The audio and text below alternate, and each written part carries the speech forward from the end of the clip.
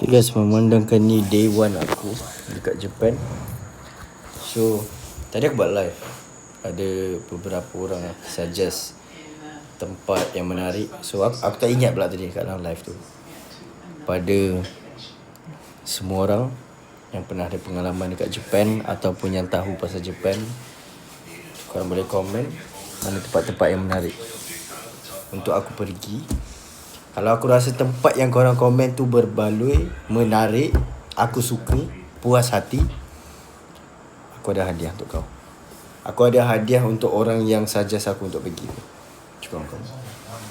So this is my outfit, day 1 in Japan.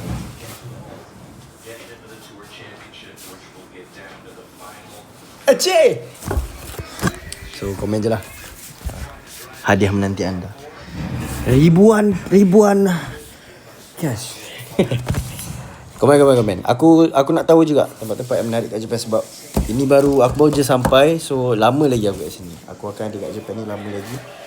So bagilah aku, suggest lah dekat aku tempat-tempat yang best untuk aku pergi. Okay. Nanti aku nilai lah. Korang dah suggest tu, aku nilai. Tempat ni aku suka ni. Kau relax jap. Hadiah memang sampai. Sebab aku pun nak buat konten juga dekat tempat-tempat, nak buat video dekat tempat-tempat yang korang suggest tu, tempat yang best tu. Okay. Assalamualaikum. Ciao.